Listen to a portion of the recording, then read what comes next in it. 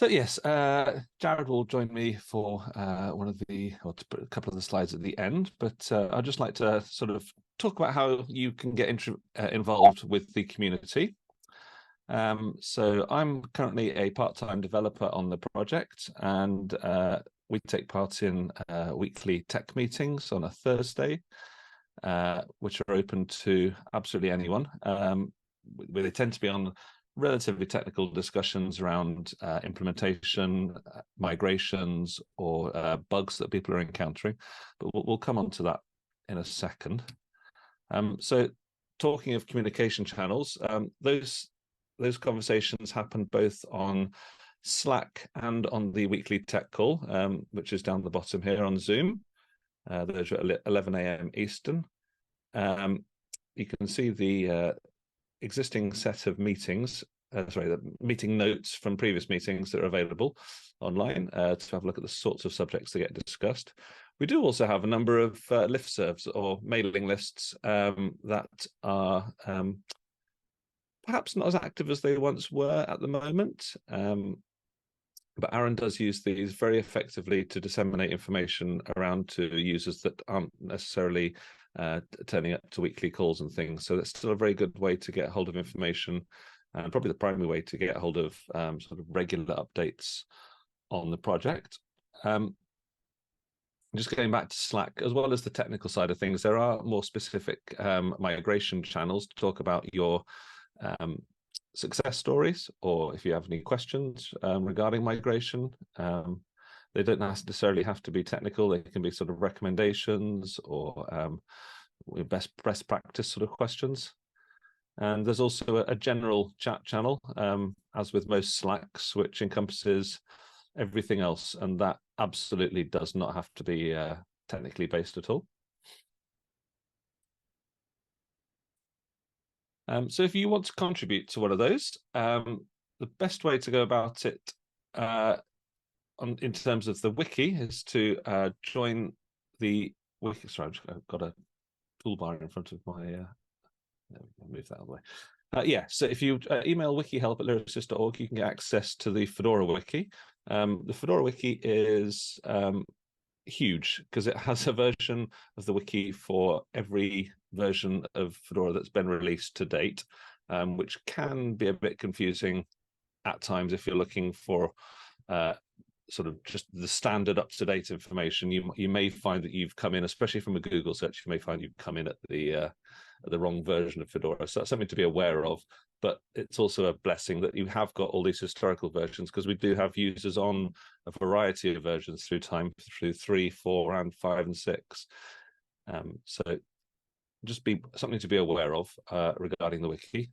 But the wiki does have a wealth of information on, and being a wiki, you are more than welcome to contribute towards it as well. If you find anything that is missing or an error, please do make a contribution and a correction. So I've already talked about Slack. Again, I think we'll share details on how to join the Slack in the chat, perhaps, if Aaron didn't do it while I was away. But it is a great way that it's very active, the Slack. I would say it's probably the most active element of the sort of day-to-day discussions around Fedora. But the general channel and the tech channel seem to be the most active to me. Migration has fits and spurts of normally when someone's going through a migration process, they can be quite active back and forth. And then also the actual GitHub repository is worth following if you want to receive information on new versions being deployed. There are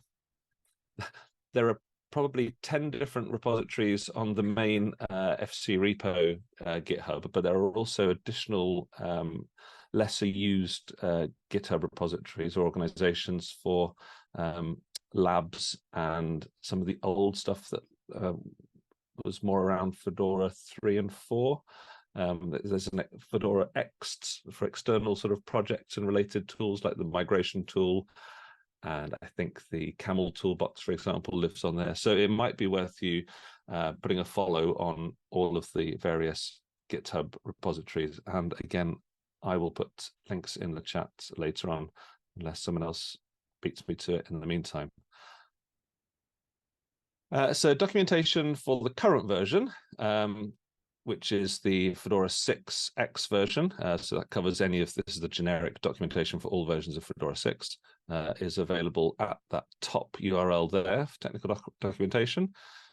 We also have project and community documentation, which has all sorts of information on implementations, use cases, any onboarding documentation for new developers who join the committing team, about how to get a sort of a technical stack up and running, and our coding requirements and the tooling that we use for that.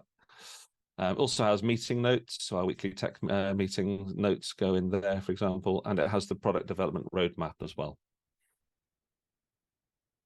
Specific tool documentation is usually on the individual tools GitHub pages. A good example here is the Camel toolbox, which has all the different parameters and I've forgotten the word now. The configurable elements within the config file, the Java properties files that are used by the toolbox to configure the actual software, as well as examples of running the tool and the expected outputs and things. So what if you found an issue or a bug or something not working perhaps as you might expect? Does it happen in just Fedora? Sometimes other systems within the stack can make changes that you're not aware of. So firing up a Docker container gives you a sort of a known set of good environments in order to test your problem. If you still see the problem there, probably the next best thing is to drop into the Slack channel, if you're comfortable with that, the tech channel or general, and try and give as much information as you can. Someone will get back to you as soon as possible. We're quite well spread around the world's time zones, so I'm not guaranteeing that you'll get an instant response, but a lot of the time there will be someone that's vaguely paying attention to Slack and will be able to get you some sort of answer. And more often than not, there will be other people available in the following few hours if that initial person was unable to get you the exact answer you wanted. If it does turn out to be a bug, or you're confident that it's a bug in the first place, you might want to just take it straight to Jira, which is our current issue tracking system. The URL is here. I believe you will need to sign up for an account in order to do so, but doing that is free. And don't worry too much. It can be a bit of an overwhelming interface, but there's enough sort of hints on screen as to what options to select when you're creating a ticket, but don't stress about it. At the end of the day, if a ticket is opened in the right project, we can make the tweaks and changes to make it sort of fall into the right pool to be discussed at the next tech meeting. So don't let it overwhelm you or worry you. It can be quite a straightforward system as well. So in terms of our current sort of developer skills sets that we're looking for, I thought I would hand over to Jared as one of our committer team.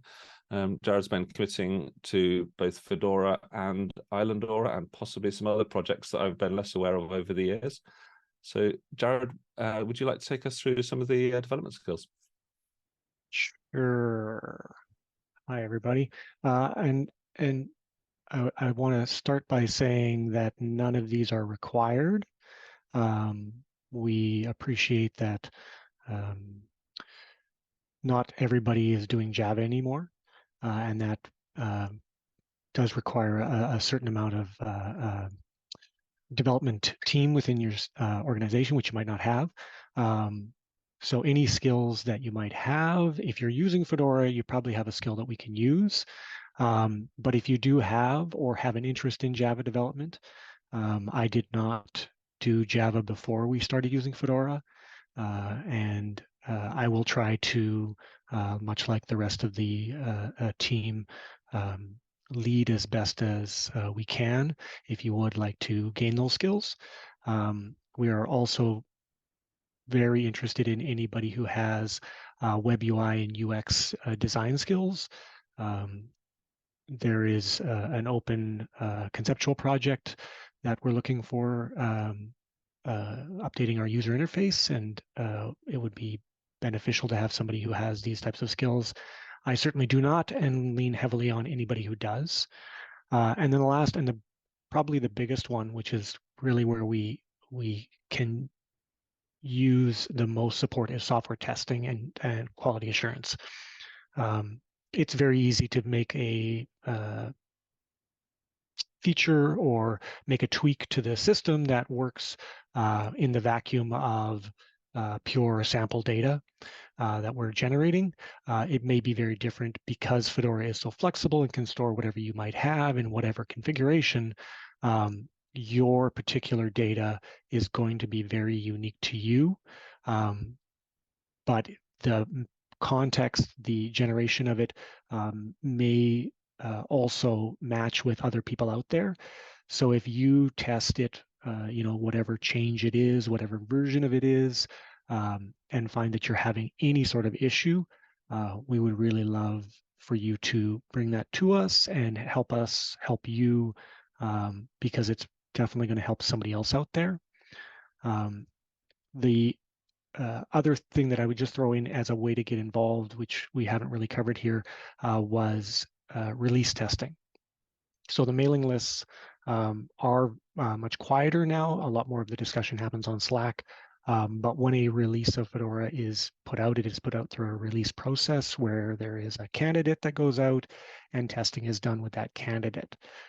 That notification will go out to both the Fedora Tech and Fedora Community listservs, giving you information about where you can download the WAR and where you can also provide your testing results.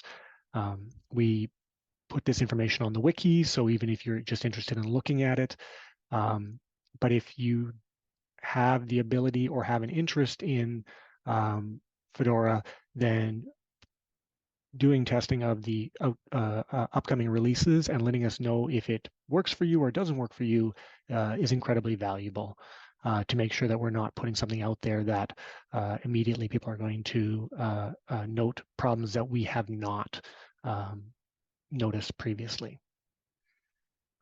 Yeah, you want to go to the next slide, Dan? Unless you have anything to say on this. Of course, lots of people say, I'm not a developer, we don't have the resources. How could we help? So as we say, documentation, as Dan pointed out, we have a ton of documentation. It's one of the things about Fedora that I love, because we are a Fedora 3 shop that are slowly moving to Fedora 6. But every so often I need to go back and get a Fedora 3 API document, and they're there. And that is reassuring that you can still find that information. That being said, lots of documentation makes it harder for some people to find what they're looking for. And quite often the documentation is not written in a clean enough way for all people.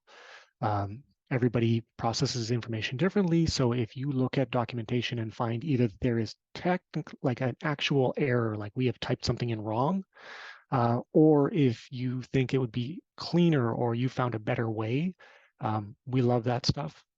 Please bring it.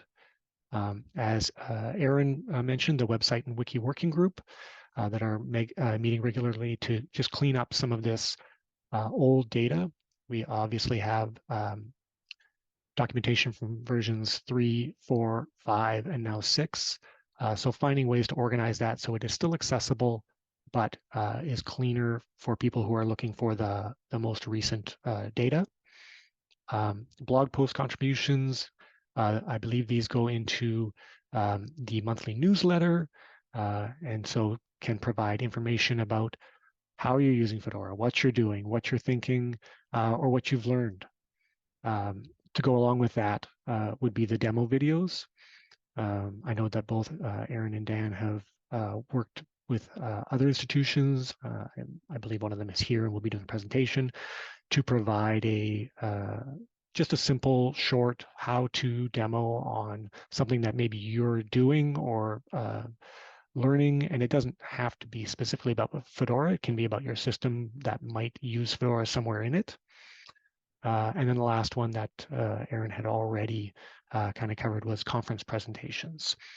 So if you have some interest or you have a project and you would like to collaborate with Aaron or Dan about on a presentation, then please get in touch and we can try to help you make that a possibility and maybe go somewhere nice for a conference.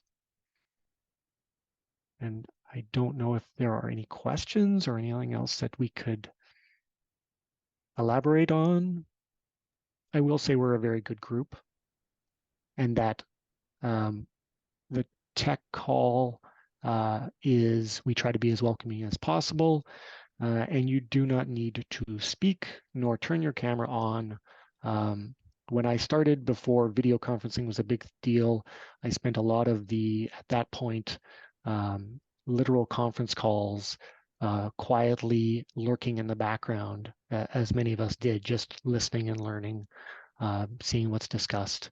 So don't feel like we're going to put you front and center and probe you. If you maybe just in the chat, let us know what organization you're from. That's great. But we're not looking to make anybody uncomfortable, and then hopefully that will pique your interest. I still lurk less in the background, but that's mostly because I like to talk. But I'm there at every tech meeting asking all the questions that non-technical folk ask. So that's me there. Yeah, just to back that up, I was a relatively new addition to the tech team, joining in January, and I've been made to feel very welcome, despite being dropped in and hosting the tech meetings on a Thursday for fairly regular business towards the start of the year. So that has been very welcoming. And don't worry if, for example, if English isn't your first language, we've got all the time in the world to try and listen to your considerations as well. So please do turn up if you've got anything you'd like to say. I think sometimes people hold back and perhaps moan in quiet when, if a problem shared is a problem halved normally. So the more we know, the more we can deal with it.